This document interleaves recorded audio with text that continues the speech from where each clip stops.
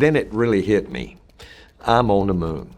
I'm on the moon. And the excitement, the wonder, the thrill, the adventure of it all. Charles Duke walked on the moon. He was there. He saw something NASA has never put in any official report. And for 40 years, he said nothing. He was the 10th human being to stand on the lunar surface, one of the most trusted voices in the history of space exploration. And he kept quiet because he knew exactly what speaking would cost him. Now, at 89 years old, he's finally saying it out loud. Not the budget story, not the politics. The real reason humans have never gone back. And once you hear it, the silence of the last 50 years starts to make perfect sense. The man Houston trusted. Tranquility Base here. The Eagle has landed. Roger, Tranquility. We copy you on the ground. To understand what Charles Duke says happened on the moon, you first need to understand why it matters that it's him saying it. Because this isn't someone with a book to sell or a conspiracy to push. The entire architecture of his life was built around one thing: being the man who doesn't get it wrong. Here's where you start. July 20th, 1969. Mission Control, Houston. The most watched moment in all the history of television. Neil Armstrong and Buzz Aldrin are 238,000 miles away, descending toward the Sea of Tranquility in a spacecraft the size of a closet, running software less powerful than a modern wristwatch. The world is holding its breath. And the voice relaying that landing to the entire human race belongs to one man, Charles Duke. When Armstrong called it in, Tranquility Base here, the Eagle has landed, it was Duke who answered, calm, measured, not the voice of a man who panics, not the voice of a man who imagines things. NASA didn't hand that role to just anyone. Duke was a United States Air Force test pilot, selected in 1966 from thousands of candidates. He went to MIT, earned a master's degree, worked directly on the Apollo guidance and navigation system. Precision wasn't just his training, it was his identity. 3 years after Apollo 11, he got his own mission. Apollo 16, April 1972. Duke and Commander John Young descended to the Descartes Highlands, and an ancient region NASA believed held answers about the moon's early formation. They landed on April 21st, stayed 71 hours, drove the rover for miles across terrain no human eyes had ever seen, collected samples, ran every experiment on the checklist. NASA called Apollo 16 one of the most successful missions ever flown. Every objective met, every box checked. Duke came home with hundreds of pounds of samples, hundreds of photographs, and a debrief so unremarkable it generated no public controversy. That's the official version, and Duke has been very careful for a very long time to leave it alone. But go back and watch the unedited surface footage, not the highlight reels, the full uncut recordings. And something is off. There are moments where Duke stops mid-task, completely still, staring at something outside the camera's frame. Young asks over the radio if Duke is okay. Duke answers, barely audible, that he is fine, just looking. That footage sat in NASA's archives for decades. Duke didn't explain it publicly until around 2015, and when he finally did, what he described doesn't appear anywhere in the official record. What Duke heard, saw, and felt. Very tense, very hectic during the descent, but we kept going and got down to the final minute before landing, and our trajectory wasn't right. Duke has said this carefully in multiple interviews without ever walking it back. The moon was not what they expected. Sunlight on the moon should be pure white. No atmosphere means no scattering. That's not philosophy, that's physics. But Duke saw colors that had no business being there. Blues, purples. Not reflections off his visor or his equipment. He'd look away and look back, and the light had shifted, changing on a world where nothing changes. Then there were the sounds, not through the radio, not mechanical vibration from the suit, tones, frequencies, sometimes harmonic, almost musical, sometimes dissonant and deeply wrong. Duke asked Young if he could hear them. Young said yes. Two of the most rigorously trained test pilots in human history, both hearing something that a vacuum cannot carry. They said nothing to Houston. There was no version of that report that didn't raise questions neither of them could answer.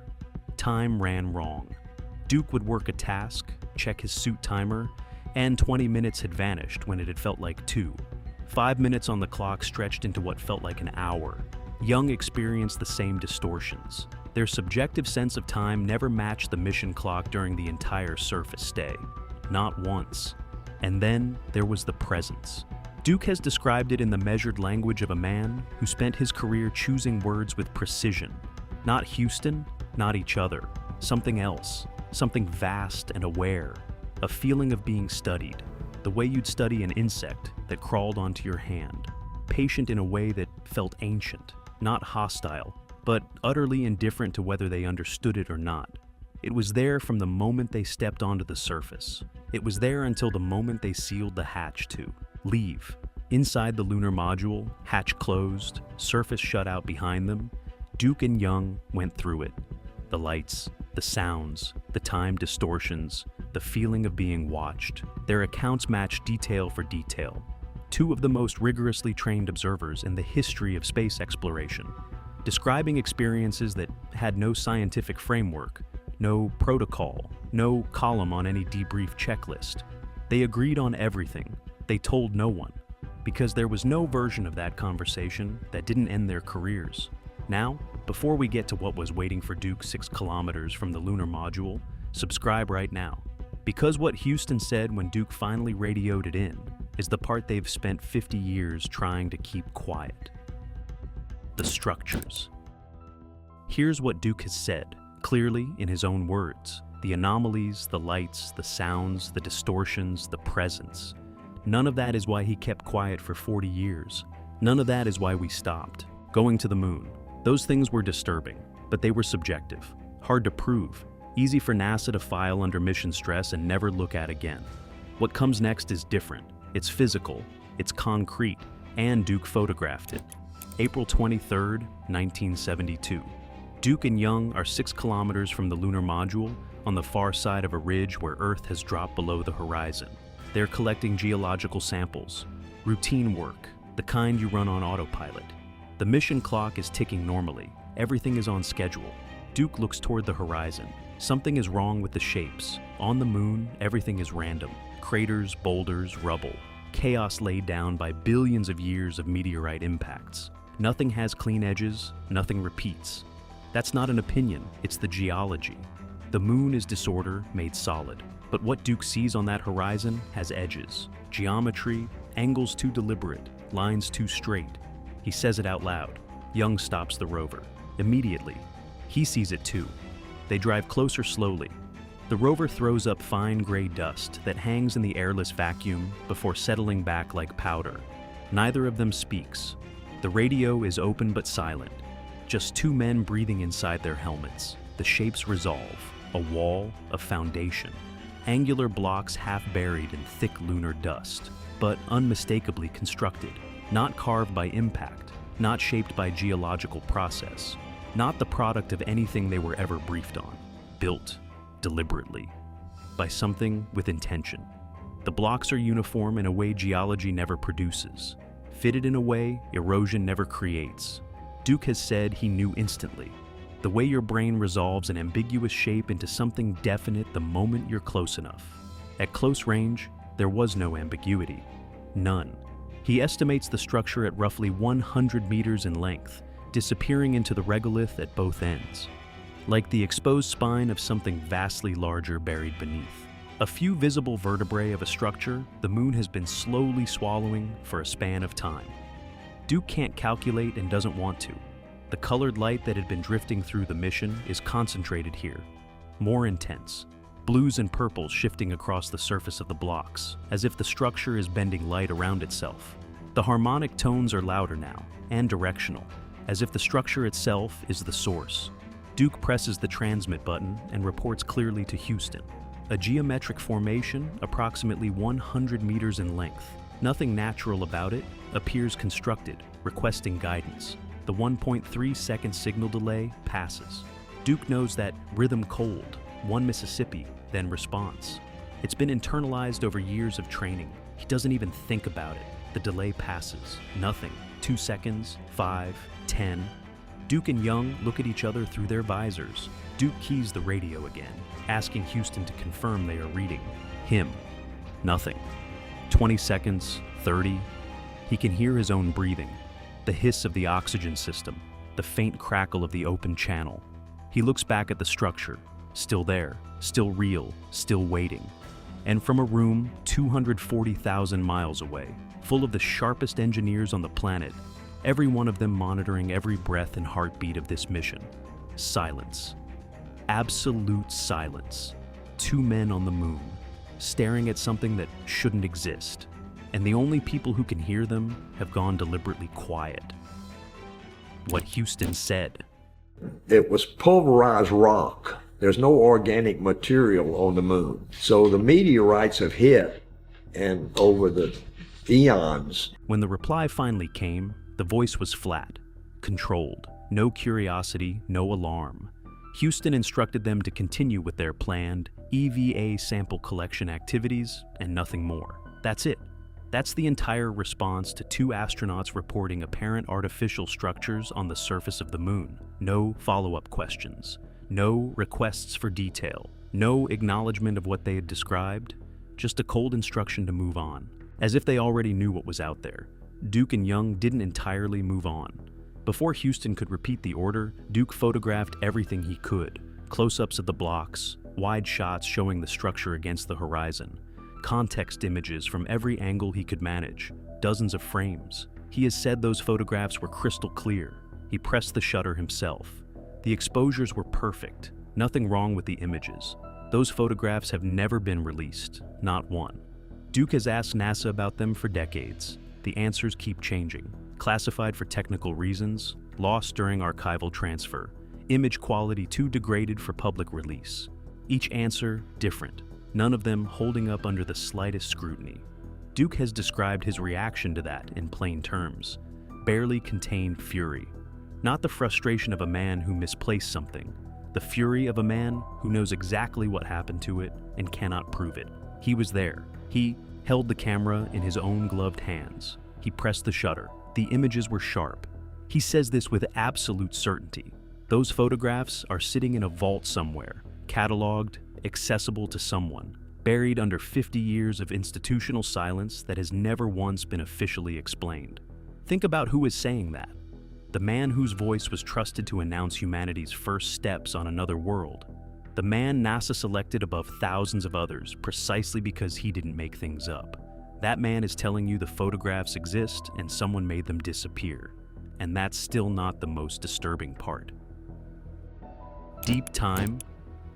They expected to be some unique rocks. Everybody else had landed on the Maury, the dark area of the moon. Now we're almost in the center of the moon as you look at it from Earth. When Duke was asked in a 2019 interview whether the structures looked recent, he shook his head slowly.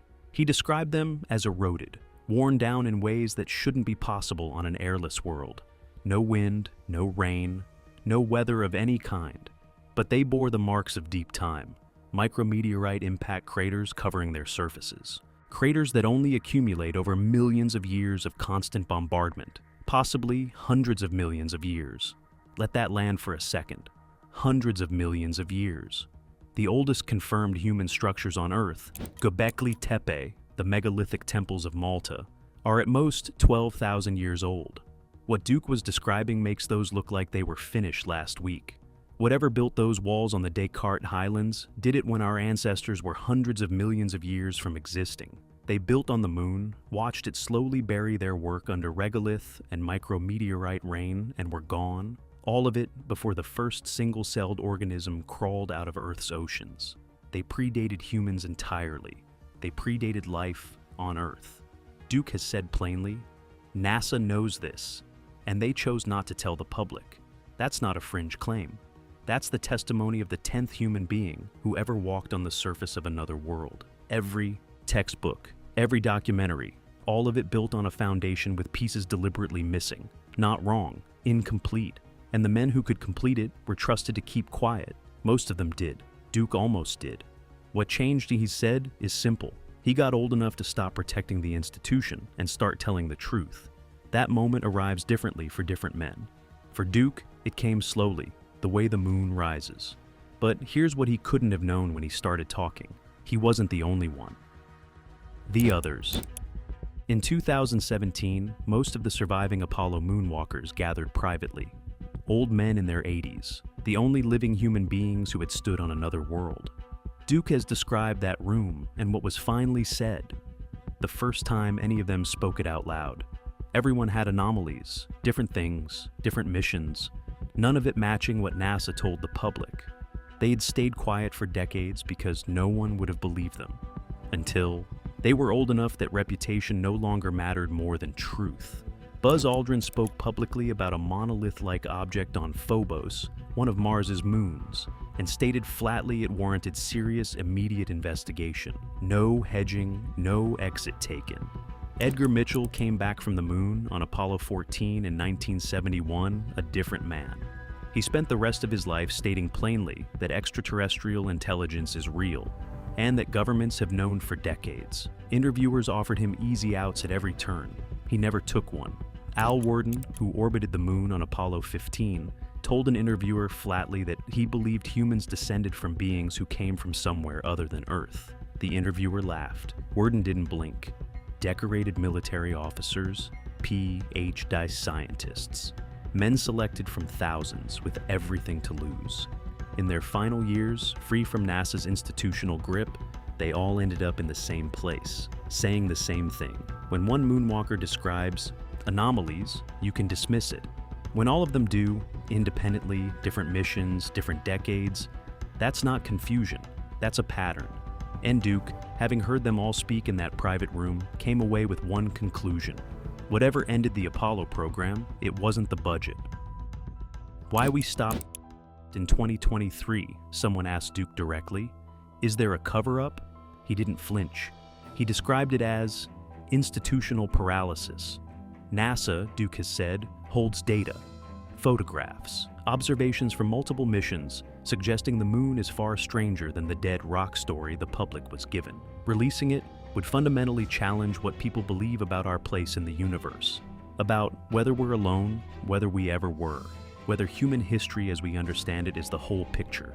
And so, year after year, decade after decade, they sit on it, not out of malice, in Duke's framing, out of something smaller and more human, the unwillingness to be the institution that detonates everything people believe, just cowardice. But then Duke says the thing that explains 50 years of silence better than any budget number ever could. We could have continued. Lunar bases, dozens more missions, genuinely investigating what was there. The technology existed, the capability existed, the will existed, at least among the astronauts and engineers who built and breathed the program. But we stopped after Apollo 17 in December 1972. 4 years, 12 people, then nothing. No gradual wind-down, no replacement program waiting, a hard stop, as if someone flipped a switch and walked away from the panel. The official explanation is budget. Congress cutting funding, Vietnam, Watergate. All of it true. The money was real. The political pressure was real. But these forces have never produced a halt this absolute. Programs get paused, restructured, redirected. Apollo didn't. It stopped completely, and humanity didn't return for more than 50 years. The real reason, the one nobody says at a press conference, is that the people making decisions realized the moon was raising questions they couldn't answer. Questions about who was there before us, what those structures mean, whether we're alone, whether we ever were. And in Duke's own words, it was easier to stop going than to face what was being found. Not harder politically, not complicated to explain. Easier. Close the door and keep walking for half a century. Because whatever was sitting in the Descartes Highlands was asking a question we weren't ready to answer. The decision was made, quietly, institutionally, that we were better off never asking it. 12 people touched another world. We chose to leave it behind. The testimony. Charles Duke is 89 years old. He has raised a family, served his country, lived a full life by any measure. In the years he has left, he is doing something that would have ended everything. Career, reputation, legacy, if he had attempted it. 3 decades ago. He is telling the world what he saw up there. Most people at 89 spend their energy protecting what they've built. Duke is dismantling the protection. He walked on the moon. He saw things that appear in no official report. He reported something that was acknowledged with 30 seconds of silence and then ignored. He took photographs that were sharp and clear and have never been seen by the public. He sat in a room with the other 11 men who walked on another world and heard each of them say out loud what they'd been carrying alone. And he's talking now because he has decided the public deserves the actual version. The structures are still there in the Descartes Highlands, where Duke believes they've been for hundreds of millions of years, silent, waiting. The photographs Duke took are in an archive somewhere, cataloged, preserved, accessible to someone who is not you. Duke kept quiet for 40 years. At 89, he's done. The real question was never whether you believe him. The real question is this: Charles Duke pressed that shutter himself. He was there, he held the camera. He says the images were crystal clear. And in 50 years, NASA has never shown them to you. Why not? What is in those photographs that the 10th human being to walk on the moon was never allowed to share with the rest of us? Drop your answer in the comments below. And subscribe right now, because what the Apollo missions left on the surface of the moon is still there, still undisclosed.